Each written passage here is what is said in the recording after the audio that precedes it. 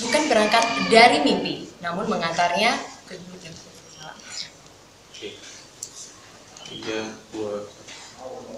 Bukan berangkat dari mimpi, namun mengantarnya ke panggung politik.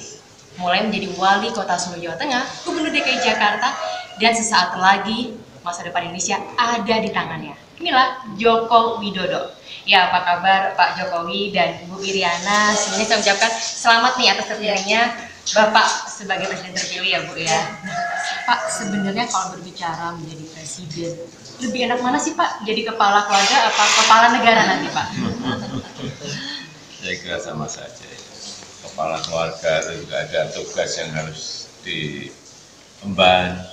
Jadi wali kota juga ada tugas yang diemban. Jadi gubernur juga ada tugas yang harus diemban.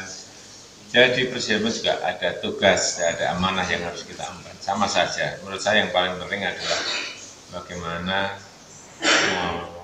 menyelesaikan persoalan-persoalan yang dibebankan kepada kita. Kalau Ibu kepinginnya Bapak ini jadi kepala keluarga aja, waktunya biar banyak sama keluarga atau kepala negara juga Bu? Ya kita mengalir aja Mbak ya.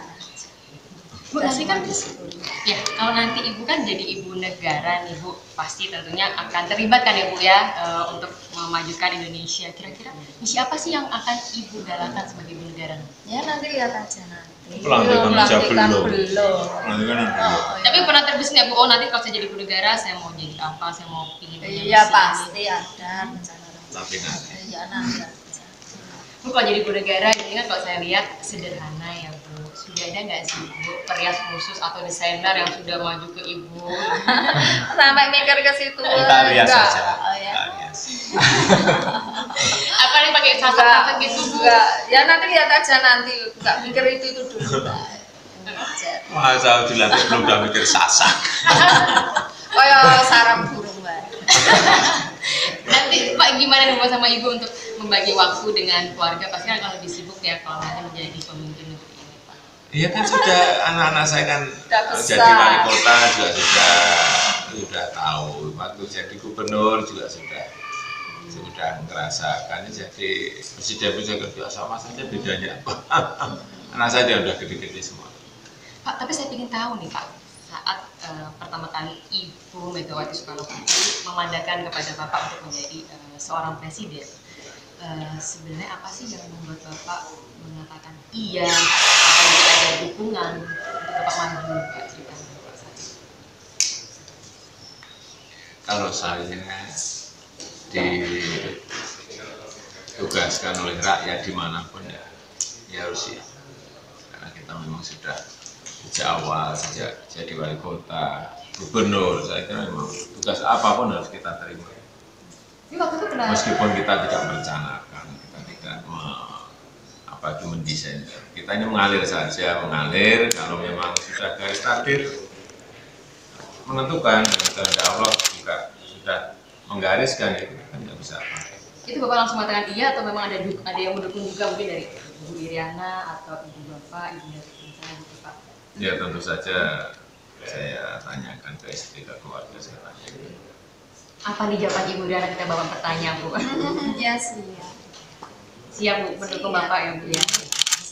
Tapi kalau dia sekarang Bapak semakin akrab nih dengan Ibu Megawati, juga diajak ke makam Bung Karno gimana nih Pak? Gimana sih? Ya apapun, saya sangat menghormati Ibu Megawati. Yang pertama beliau ini kan dari sisi pengalaman coba, pengalaman beliau itu kalau kita bayangkan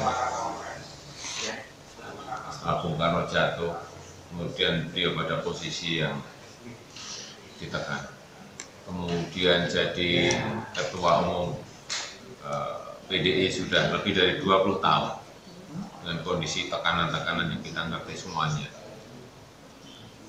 kemudian menjadi anggota dewan, kemudian menjadi wapres, kemudian menjadi presiden.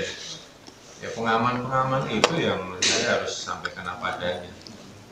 Kenapa saya menghormati beliau, sangat menghormati kepada beliau, dan juga tentu saja karena beliau ketua umum. Apa nih titipan dari Bu Megawati ketika Bapak terpilih menjadi presiden?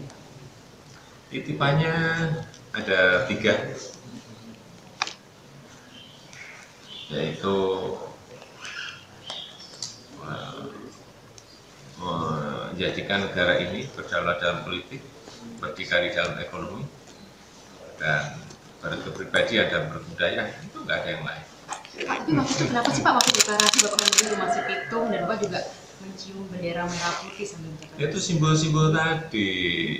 Di situ ada sebuah simbol budaya di Rumah Si Pitung.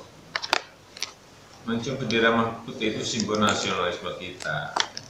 Simbol-simbol itu yang harus dibaca. Kadang-kadang kita lupa bahwa negara ini dibangun dengan sebuah perjuangan yang luar biasa.